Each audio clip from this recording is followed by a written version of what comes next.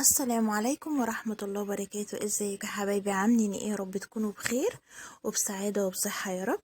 النهاردة ان شاء الله انا جاية اعمل معاكم روتين جديد في مطبخي، اصغر مطبخ هتشوفيه في حياتك، ورغم كده هو اكتر مكان انا بحبه وبرتاح فيه.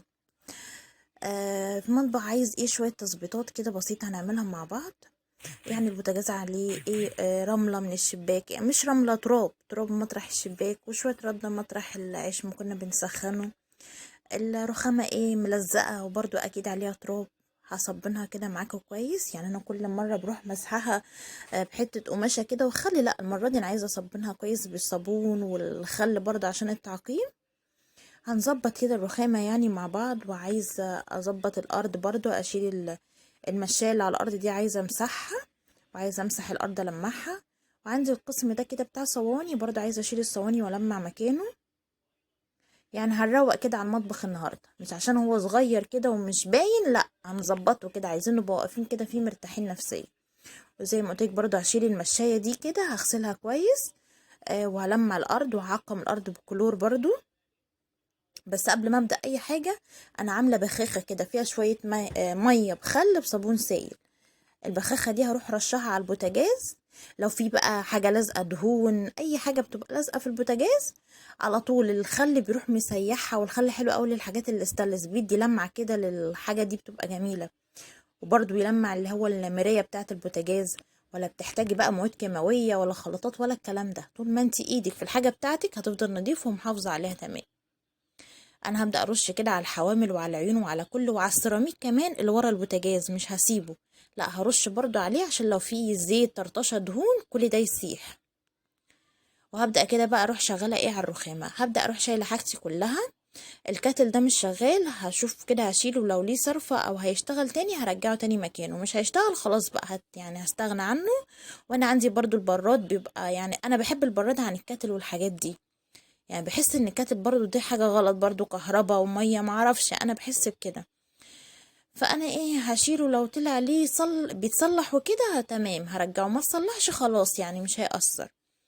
كده انا شلت كل حاجتي، وهبدأ بقى اصبن الرخامة بالمية والصابون كويس جدا. والسيراميك برضو اللي ورا الرخامة ده هلمعه. يعني همسك كل حاجة بقى ادعكها كويس ولمعها. والاهم من ده كل بنات، اهم من الصابون والتلميع التنشيف. خلصي حاجتك نشفي، التنشيف ده هو اللي بيبين اللمعة اللي في الحاجة. لو سبت الحاجة ما نشفتهاش هترجعي بعد ساعة ولا اتنين هتلاقي الحاجة زي ما تكون مغيرة كده، طب ما انا منضفاها كويس وملمعاها عشان انتي ما نشفتيش. يعني بلاقي اوقات كتير بنات بتشتكي، انا مسكت الحنفية لمعتها وخليتها زي الفل، بس جيت بعد ساعة كده لقيت عليها مغيرة كده او خطوط بيضة كده. لا لو نشفتيها بعد الصابون مش هتلاقي الحاجات دي، هتفضل ملمعة معاكي كده وحلوة. هبدأ كده لمع السيراميك برضو اللي فوق شوية، وهروح بقى ملمع الصابون ده. هبدأ بقى اجمعه كده والمه. انا عندي الحتة الزاوية اللي جوه دي بتلم تراب كتير قوي، فداخلة لجوه كده بس برضو بتلم تراب كتير قوي، فانا ايه اهتميت بان انا ايه ادعكها كويس قوي. وهدعك برضو ضرفة المطبخ من فوق من تحت، يعني الضرفة اللي فوق بس من تحت هدعكها كويس كده برضو. هاخدها في ايديا وهدعك السيراميك ده، هلم اي بقى صابون عليه، وهي بقت زي الفل معايا. والصابون اللي بالخل ده اصلا بحس ان هو بيدي ريحه حلوه قوي كده للمكان. يعني انت لما بتشتغلي بشويه صابون مواعين بخلي حاجه بسيطه خالص، يعني والله مش مكلفه ولا اي حاجه، بحس ادت ريحه حلوه كده للمكان وروح حلوه كده. كده انا خلاص لميت كل الصابون اللي معايا، هروح جايه بقى على الحته اللي فيها البهارات دي اللي هو الحامل ده، منزله بقى كل البرطمانات اللي عندي دي، وبحته قماشه عليها شويه خل بس كده. يعني انا بروح ماسكه البرطمانات دي بقى دعكها دلوقتي معاكم بحته قماش عليها شويه خل، هيخلوها لك زي الفل بتبرق كده. والحامل انا مسحته كويس من جوه وبره، انا بخاف ان انا اغسله الصراحه، يعني لو حد جرب يغسله يقول لي. وفي ناس اعرفها غسلته وما جراش حاجه، بس انا بخاف ان هو ايه صدي ولا هيجرى له حاجه يعني. هبدا كده افرش فيه مناديل عشان لو اي حاجه من البهارات وقعت ولا حاجه اروح شايله المنديل رميها وحاطه منديل تاني نضيف. مش ادعك ولا حاجه، لا يبقى إيه نضيف معايا اول باول كده. اهو زي ما انتوا شايفين كده، برضو من فوق ومن تحت. يعني انا بنات جبت طقم بهارات كتير قوي وبرطمانات والطقم الدوار، وبقيت ايه اجيب كذا واحد كده، بس هو ده النظام اللي انا ارتحت فيه. كنت حاسه ان حاجتي ملمومه كده مع بعضها ومش عامل لي زحمه على الرخامه، لا. يعني حاجتي ملمومه في الحامل دي كده ومعلقاها. ودي عصايه اللي هي الحامل العادي اللي بيتباع عند اي محل بتاع المطابخ والكلام ده. همسك بقى كده البرطمانات بحتة قماشة زي ما قلتلك عليها شوية خل، وادعكها بقى كويس، ادعك الغطا وادعك البرطمان نفسه مطرح ما انا ما بمسكه كده. هخليه بيبرق معايا وزي الفل. هي البرطمانات دي ازاز، هما 3 برطمانات بس تقريبا الازاز، فانا ايه ادعكها كويس كده عشان الازاز يلمع معايا. اهو زي ما انتي شايفة كده. انا عندي برطمان الملح هنا كان مفهوش ملح، ده ايه اللي عاملين ان شاء الله ملح. يعني انا بشوف بقى ايه البرطمانات اللي عايزه تزود بهارات والكلام ده، وابدا بقى ازودها. عايزه ملح عايزه كمون، ابدا بقى ايه ازودها. بس هي الملح هنا بس اللي هزوده ان شاء الله. وكده حطيت بقيه البهارات اللي هي البرطمانات يعني. كده انا خلصتها اهو، لمعتها بصوا بقت زي الفل معايا، وبحاجه بسيطه والله، ولا كلفتي نفسي ولا اي حاجه، هو شويه خل على القماشه. ولمعت برضو السيراميك اللي وراه كده، ولمعت الحامل اللي هو العصايه ده، الحامل اللي شايل الحامل نفسه، لمعته برضو كويس. وكده بقت الحتة الرخامة دي جاهزة معايا كلها وبقت زي الفل اهي. لمعت السيراميك برضو كله. اي حتة بقى كنت بشوفها عايزة تدعك ولا فيها نقطة صلصة ولا زيت ولا اي حاجة، بروح شايلاها على طول بحتة القماشة دي. هجيب بقى برطمانات السكر والشاي والقهوة عن اللي عندي دول. انا غيرت النظام شوية، يعني هما كانوا على الحتة تانية من الرخامة في الزاوية اللي داخلة جوه، قلت ايه كتغيير يعني مش اكتر. هبدأ ادعكهم كده كويس مطرح ما ايديكي ما بتمسكهم. والله يا بنات بصي، يعني بحاجة بسيطة غيري النظام، مثلا هاتي ده هنا هاتي ده هنا، لو المساحة عندك سامحالك هتبقى زي الفل. غيري مثلا حطي البرطمان هنا مرة وهنا مرة، كتغيير حتى للنفسية. انتي لما تخشي كده هتحسي انتي نفسيتك مرتاحة في عينيكي، شايفة حاجة جديدة. ولا جبتي بقى حاجة جديدة ولا كلفتي نفسك ولا اي حاجة، لا انتي غيرتي بس المكان من هنا لهنا. انا كده خلاص اهو، مسحتهم كويس وحطيتهم كده في جنب. هنحط بقى اللي هم الكوبايات دي كوبايات اللي هي العادية اللي بتتباع في المحلات الأدوات المنزلية دي، بس الحجم الكبير. أنا مجمعة فيها كل المعالق كده، الخشب والسبتيولا والفرشة كله مجمعهم مع بعضهم. وكوباية تانية حاطة فيها السكاكين والمقصات. فأنا كده مجمعاهم. هي المكان اللي جوه ده يعني ده المكان الوحيد اللي يسمح ياخدهم، لأن هم يعني كتيرة. والمكان ده واسع، يعتبر ده واسع داخل جوه كده، وواسع حتى ضرفة المطبخ بتاعته داخلة جوه كده، شايلة كل طقمة الحلل والصواني والطاسات فعلا. يعني اللي عنده مساحة صغيرة وحاجته كتيرة يعمل الزاوية دي، بتشيل كتير قوي معاه. هي ممكن تكون بتضيق المطبخ شوية، بس انا عشان حاجتي كتيرة فاضطريت ان انا اعملها عشان تشيل معايا الحاجات كلها. انا كده كوبايه السكاكين دي كانت محيراني، مره احطها كده ومره احطها كده، بس في الاخر هرجعها تاني مكانها، هي مكانها كده بره.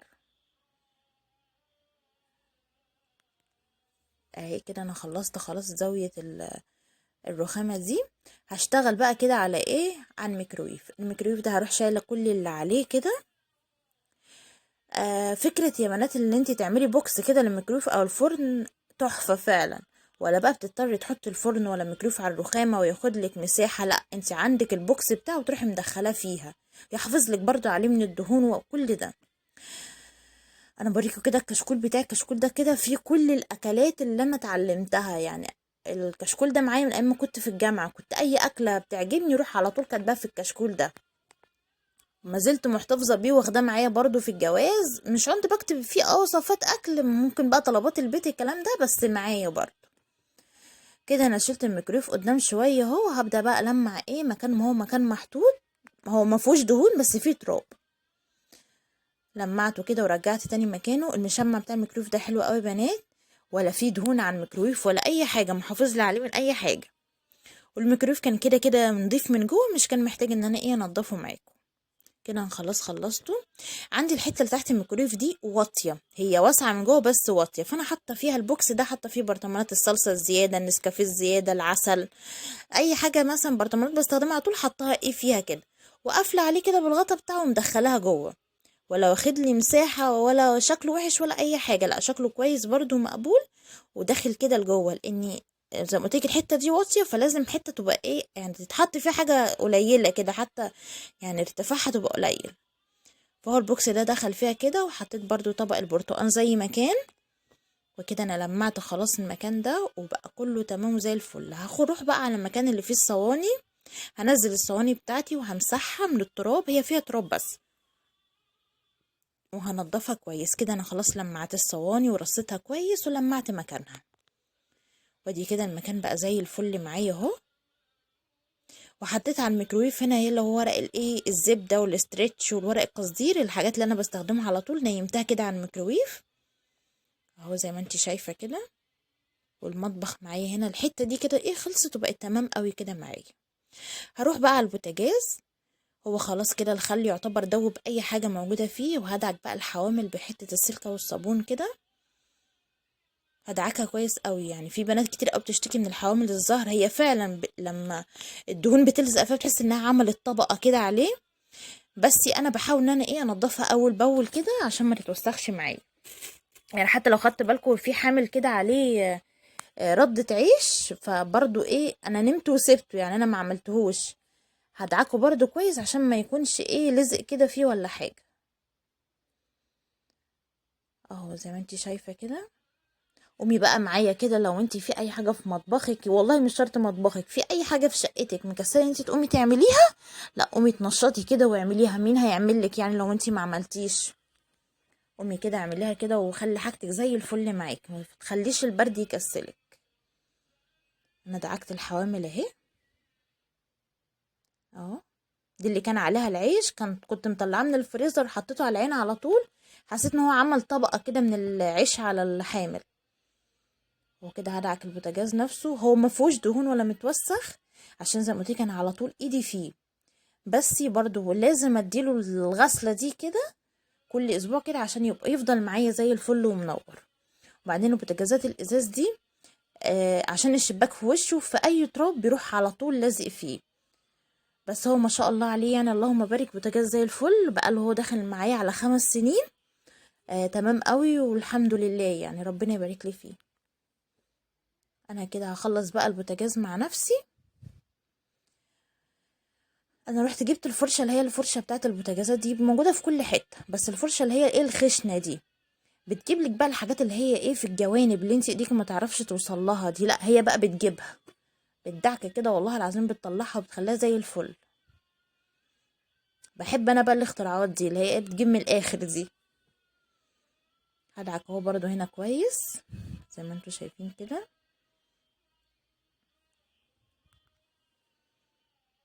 اي حاجه بقى بتبقى لازقه كده وايدك مش عارفه تجيبها، هي بتجيبها لك بقى، بتساعدك، يعني هي جميله والله العظيم فعلا. كده انا خلاص خلصت اهو البوتاجاز كله، هبدأ بقى الم الصابون كله وهنشفه برضو، يعني البوتاجاز ده مراية لازم يتنشف كويس عشان يفضل بلمعته معاكي. وهلمع السيراميك كده اللي ورا البوتاجاز اهو زي ما انتوا شايفين كده، خليت البوتاجاز معايا زي الفل اهو، ونشفته كمان اهو بقى تمام قوي معايا. واللي هو العيون والحوامل والحاجات دي غسلتها بس سايباها بتتصفى. ولو عندك بقى بنات الضرفه اللي بتبقى فوق البوتاجاز والجوانب دي، بعد كل اكله يا ريت تمسحيها، بيبقى عليها طرطشه زيوت والله وصلصه كده احنا مش بناخد بالنا منها، سبتيها مره على مره هتتكوم يعني هتطلع عينك عشان تنضفيها بعد كده، على طول اول باول كده هتنضف معاكي. هروح على الرخامه التانية كده وهروح ايه شايله كل اللي عليها، هي عليها ازاز ميه، الازاز دي عشان انا مش كنت بدخلها التلاجة فحطها هنا، اللي يعوز يقوم ياخد على طول من على الرخامه. الرخامة هنا عندي يا بنات لو خدتوا بالكم فيها بقعة غامقة كده عن بقية الرخامة تقريبا، يعني دي عملت عشان بروح مثلا غسلة مثلا طبق وحطاه يتصفى من غير حتة قماشة تحتيه، تقريبا المية هي اللي عملت فيه كده، ففعلا ما تعمليش الحركة دي. يعني انا خدت بالي منها وانا بعمل معاكم الفيديو ده، افتكرت ان انا كنت بروح مثلا غسلة طبق وده يعني قلبها كده على الرخامة يصفي ميته، فالمية هي اللي بوظت الرخامة بالشكل ده، فانتي بجد ما تعمليش الحركة دي وحشة قوي. هرجع بقى المية تاني مكانها والقطعات، انا حاطه القطعات كده قدامي، هرجع المية تاني زي ما قلت لك عشان ما عدناش بنشرب ميه ساقعه، فانا حطاهم كده قدام. وهرجع برضو برطمان اللفت، همسحه كويس من بره ومن جوه.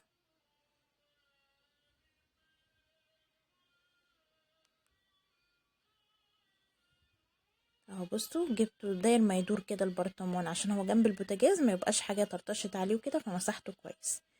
وعندي اللي هي القاعده السيليكون دي هحطها تحت برطمان اللفت، يعني كمنظر كده فرح نفسي يعني.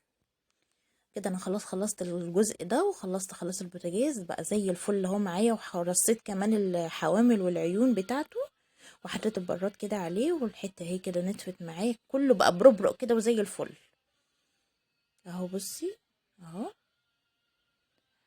هبدا بقى ايه، اروح شايله المشاية اللي على الارض دي غسلاها انا مع نفسي، يعني انا مش هجيب الحته وانا بغسلها دي، هغسلها بس. هبدا بقى المع السيراميك بكلور كده واعقم الارض.